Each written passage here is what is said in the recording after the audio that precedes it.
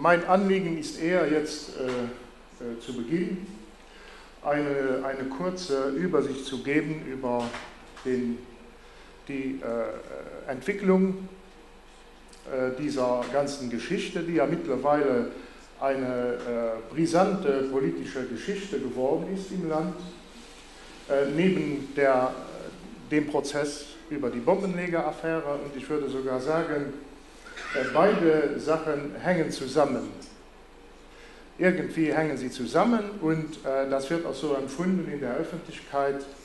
Und ich denke, dass beide Sachen zusammen eine Reihe von Fragen aufwerfen über das Funktionieren der Demokratie und dass diesen Fragen sich alle Parteien auch und alle gesellschaftlichen, politischen und anderen Bewegungen stellen müssen. Ich wurde für die Lenk in die Untersuchungskommission also gewählt. Das heißt, eine Wahl gab es ja nicht, denn es konnte ja niemand anders dort in diese Kommission gehen.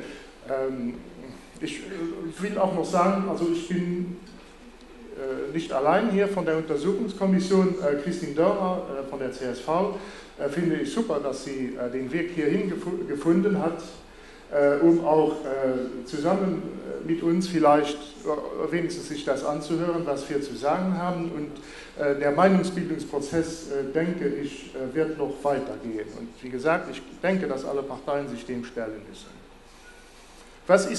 Wie ist die ganze Sache losgegangen? Also der Auslöser war ja die Veröffentlichung eines illegal aufgenommenen Gespräches zwischen dem damaligen Geheimdienstchef Marco Mill im Jahr 2007, glaube ich, war es, der seinen Regierungschef, Premierminister Juncker, illegal mit einer Armbanduhr aufgenommen hat. Die Geschichte selbst hat aber noch eine Vorgeschichte.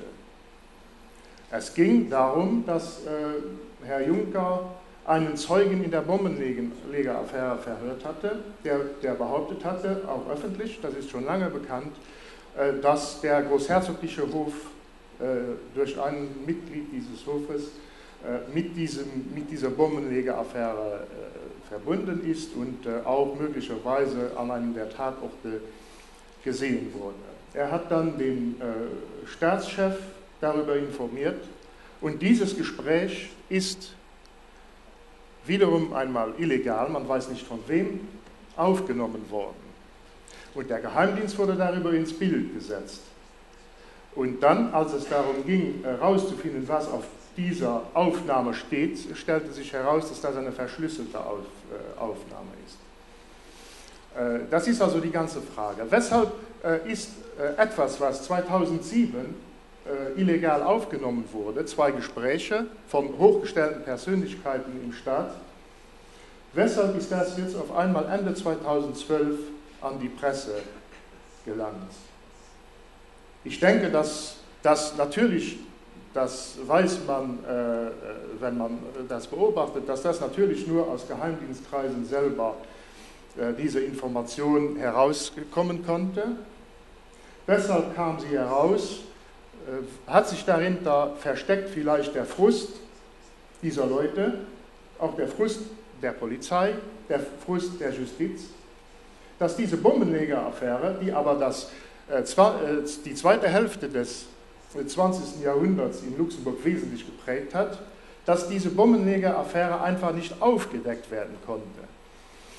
Im Bombenlegerprozess hat der Oberstaatsanwalt Robbie Beaver den Satz ja gesagt, der mittlerweile bekannt ist und in die Geschichte eingehen wird: Es gibt hochgestellte Persönlichkeiten im Land, die wissen, wer die Bombenleger sind und möglicherweise selber dazu gehören.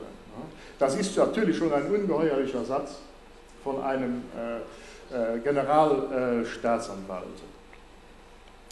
So viel man bis jetzt schon weiß, und das stand auch schon alles in der Presse, ich verrate damit keine Geheimnisse, ist der Verdacht also nicht nur auf Beteiligung eines Mitgliedes des Großherzoglichen Hofes, das ist aber nicht bewiesen, das ist bisher ja nicht bewiesen, aber relativ klar ist, dass das eine NATO-Operation gewesen sein muss und dass das auch zusammenhängt mit rechtsextremen Kreisen, internationalen Kreisen, die sich so drehen um Begriffe wie World Anti-Communist League. Das war so eine ideologisch stark geprägte antikommunistische internationale Organisation, die ungefähr zu dem Zeitpunkt, wo die Bombenleger-Affären im Lande waren, 2 Kongresse abgehalten hat. Und dass es zu tun gehabt haben muss, auch, das wurde jetzt bekannt vor einigen Tagen, mit der Präsenz von Licio Gelli in Luxemburg. Licio Gelli, das war der Anführer dieser P2, das war so eine Geheimloge in Italien, die aber rechtsextrem war und die mitbeteiligt war an der Organisation vieler Attentate in Europa. Die Attentate auf den Bahnhof von Bologna, die Attentate in Belgien auf die Kaserne von Vielsanne und so weiter. Neulich hat man erfahren, dass auch das Oktoberfest-Attentat in Deutschland selber möglicherweise auch aus diesen Kreisen entstanden sein könnte. Es wurde immer abgestritten, dass der Geheimdienst etwas mit der Affäre zu tun hatte. Jetzt lesen wir einen Brief, wo der Geheimdienstchef, der damalige Charles Hoffmann, geschrieben hat an Premierminister Santer, ihm zu erlauben, dem Geheimdienst zu erlauben, sich an den militärischen Manövern, wo man immer abgestritten hat, dass man sich daran beteiligt hat, im Ösling, und wo ein Zusammenhang gezogen wird zwischen diesen Manövern und den Bombenlegen ungefähr zum gleichen Zeitpunkt, wo immer abgestritten wurde, dass das existiert hat. Jetzt liegt der Brief mit der Unterschrift von Jack Santer einverstanden, so wie damals Erich Honecker einverstanden, unter der Anfrage des Geheimdienstes. Also ich denke, diese Beweise verdichten sich jetzt. Ich verrate auch keine Interne aus der Kommission, wenn ich sage, dass Alex Bodi als Präsident der Kommission vor der Presse heute Nachmittag erklärt hat, dass das sich auch anschließend an diese Verhörung eines ehemaligen Beamten des Geheimdienstes noch einmal verdichtet, dieser Verdacht, dass es tatsächlich einen Zusammenhang zwischen Gladio und dieser Bombenleger-Affäre gibt. Also da ist dieser Prozess und diese Untersuchung, die befruchten sich irgendwie gegenseitig und sie führen dazu, dass eine Sache, die lange als eine der großen Tabus und Geheimnisse im Staat bestanden hat, diese Bombenlegeraktionen in den 80er Jahren, dass das auch was zu tun hat mit solchen geheimdienstlichen Aktionen. Also die Untersuchungskommission wurde gebildet, nachdem auch bekannt wurde, dass in diesem Gespräch zwischen Mill und Juncker, das in der Presse veröffentlicht wurde, geht hervor, dass in Zeiten des Kalten Krieges Hunderttausende, wie da stand, 300.000 stand sogar darin, Einwohner überwacht wurden, über alle diese Jahrzehnte hinweg. Als sei alles überwacht worden, hat Mill zu Juncker gesagt, der das auch nicht abgestritten hat, alles, was nicht stramm konservativ war, wurde überwacht. Es wurde also hauptsächlich deswegen diese Untersuchungskommission gebildet. Vielleicht hat auch die Kontrollkommission des Geheimdienstes, die es ja auch gibt seit einigen Jahren, Angst, sich dieser Frage alleine zu stellen. Sie hat auch nicht die Mittel, diese Fragen alle zu lösen, während die Untersuchungskommission eine ganze Reihe von Befugnissen eines Untersuchungsrichters hat, um in dieser Angelegenheit wirklich wirksam zu ermitteln, und es ist zu hoffen, dass sie das auch tun wird. Was wurde erreicht, seitdem diese Kommission im Dezember 2012 eingesetzt wurde? Das historische Archiv, wie man sagt, des Geheimdienstes, das heißt die Karteikarten und die dazugehörigen Mikrofiches, das bis ins Jahr 2000 geht. Danach wurde alles informatisiert. Dieses historische Archiv wurde versiegelt. Stichproben haben ergeben, dass sehr viele Leute da drin sind, dass es eine Unterabteilung für Organisationen gab in diesem Archiv und dass mit allen geheimdienstlichen Mitteln gegen eine breite Palette von gesellschaftskritischen Leuten und gesellschaftskritischen Organisationen gearbeitet wurde. Ich rede nicht einmal von den Ostkontakten, die damals bestanden, wo auch einfache Leute, die nur eine Reise taten, mit betroffen waren. Die gehörten natürlich auch dazu. Deshalb auch die große Zahl von Karteikarten. Wir haben auch Kenntnis mittlerweile von einigen individuellen Akten. Es gibt in der letzten Nummer des Forum gibt es einen Artikel unseres Kollegen Justin Turpel, der seine eigene Akte erklärt als LCR-Militant, der überwacht wurde, dem sogar auf Anfrage des belgischen Geheimdienstes hat man sogar ermittelt, ob er nicht eventuell etwas mit den Bombenleger-Attentaten zu tun gehabt haben könnte. Man hat ihm bescheinigt, dass er eine Kenntnis des Eisenbahnnetzes in Luxemburg hatte, nämlich. Und er war auch beteiligt an der Besetzung damals des Stahlwerkes in MMRA-Rotterdam. Das war so ein grenzüberschreitendes Stahlwerk, Belgien-Luxemburg.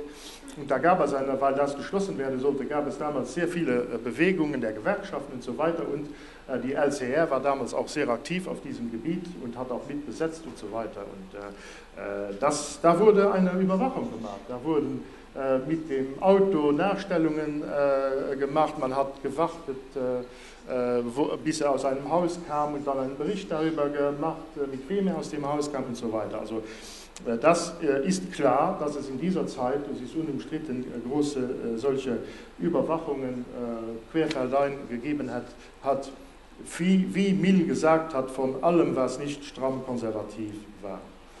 Also wir haben bis jetzt 250 Anfragen bekommen von Leuten, die ihre Akte einsehen wollen. Diese werden auch behandelt, das ist im Moment nur etwas schwierig, weil diese Akten versiegelt wurden von der Untersuchungskommission. Denn man hat herausgefunden im Laufe der Anhörungen, dass es immer weniger Akten wurden. So. Die Frage stellt sich natürlich vorrangig, glaube ich, gibt es das heute noch? Und ich würde mal sagen, ja, das gibt es auch heute noch. Allerdings muss das noch endgültig und definitiv ermittelt werden.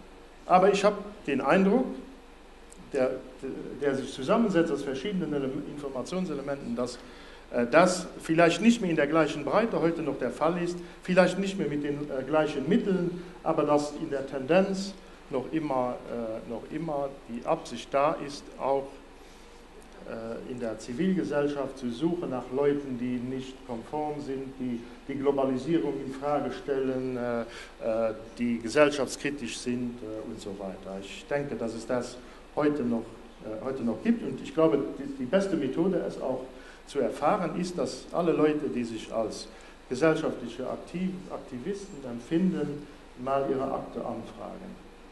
Das Recht haben sie. Ein wichtiger Aspekt, glaube ich, auch der Überwachung, das wurde auch aus den Anhörungen klar, ist die einer religiösen Richtung, nämlich des Islam. Und man kann annehmen, dass hier relativ flächendeckend untersucht wurde, bis in religiöse Differenzen, Feinheiten hinein und so weiter. Das wurde auch in öffentlichen Anhörungen bestätigt. Wenn man hier einmal alles Überflüssige weglassen würde, wo man sagen würde, das hat überhaupt nichts mit, ein Geheimdienst soll sich überhaupt nicht darum zu kümmern, wie einer der ehemaligen Geheimdienstmitarbeiter gesagt hat, das hat viel mit sozialen Problemen zu tun, mit Leuten, die Schwierigkeiten haben, sich anzupassen und so. Und wenn man das alles einmal weglassen würde und nur wirklich kriminelle Aktivitäten übrig hätte, dann würde wahrscheinlich relativ wenig übrig bleiben. Das Detail davon, das erfahren wir natürlich nicht. Aber das wäre was eher für die Polizei, wie Rolf Gössner nachher noch ausführen wird. Dann kommt ein komischer, ein fast grotesker Zug noch dazu, das ist die ökonomische Aufklärung. die wirklich auswuchert und weit über die ursprüngliche Mission des Geheimdienstes hinausgeht, wenn Geheimdienstleute wirtschaftliche Prospektion im Norden vom Irak machen, um zu sehen, was da für wirtschaftliche Opportunitäten sich ergeben werden in Zukunft noch für Luxemburg, dann ist das irgendwie grotesk und das wurde auch so empfunden. Ich denke wirklich, aber da kann man ja noch darüber diskutieren, dass überhaupt ökonomische Aufklärung oder Prospektion, man fragt sich, was das überhaupt mit Aufklärung zu tun hat. Ja? Oder also solche Sachen wie Spionage, Gegenspionage, Wirtschaftsspionage, dass alle diese Sachen eigentlich sicher nichts mit einem Geheimdienst zu tun haben, sondern da gibt es informatische Firmen, die sich darum kümmern, da gibt es überhaupt Privatfirmen, die den Betrieben helfen können. Ich sehe nicht ein, weshalb es da einen Geheimdienst geben muss. Das ist aber ein Aspekt gewesen, der sehr wichtig jetzt geworden ist. Ich denke nämlich, dass um herauszufinden, dass der Katar eine autokratische Managementsmethoden hat, wenn er die Cargolux übernimmt, da braucht man keinen Geheimdienst dazu. Das scheint mir klar zu sein. Und auch wenn man sagt, es gibt kommerzielle Interessen von Gegenspielern, jetzt verhandeln wir ja wieder um die Cargolux mit vier Partnern. Wenn es da geht darum festzustellen, welche kommerzielle Strategie dieser Partner eventuell gegen unsere Interessen verstößt als Luftfahrtgesellschaft, da braucht man auch keinen Geheimdienst. Und sowieso der Geheimdienst, der schreibt nur ab, was in der Financial Times darüber steht. Also das ist wirklich, man muss wissen, es sind 80 Leute zurzeit beschäftigt in diesem Geheimdienst. Für ein Land mit einer halben Million Einwohnern. Bleibt die klassische Spionage, Gegenspionage, da kann man viel darüber reden. Rolf hat gesagt, da hat er heute Nachmittag, als er angehört wurde, da hat er keine direkte Meinung dazu. Fest steht aber auch hier, dass wenn es große Affären gab, die wirklich bedrohlich waren, da hat man sie nicht angefasst, man hat sie fallen gelassen und so. Und auch diese Gegenproliferation, das heißt die Verhinderung von nicht klassischen Waffentransporten, zum Beispiel über den Findel, das hat auch eigentlich mit Polizeikontrolle und mit sonst nichts zu tun. Und da sind wir schon am Ende der Aufgaben des Geheimdienstes. Und so stellen sich die Fragen. Die Kommission muss sich jetzt damit beschäftigen, wie geht es weiter mit dem Geheimdienst? Und das sind die Fragen, die sich stellen. Wozu brauchen wir einen Geheimdienst? Und wenn wir einen brauchen, wie soll er aussehen und wie kann er kontrolliert werden? Ich denke, dass trotz der gegenteiligen Meinung im Lande die Kommission weiterkommt mit den Arbeiten. Ich denke auch, dass sie die Arbeiten größtenteils auch ernsthaft angeht und das, was dabei herauskommen wird.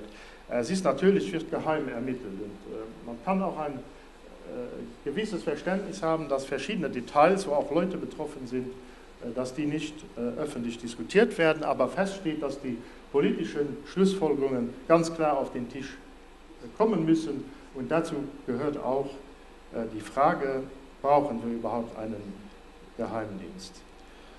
Und ich denke auch, dass man den gesellschaftlichen Druck aufbauen muss, diese Diskussion in der Gesellschaft weiter führen muss. Und deshalb sind wir heute Abend hier. Rolf Gössner war als Experte geladen von der Untersuchungskommission heute Nachmittag, hat seine Thesen vertreten, die er euch jetzt vorstellen wird.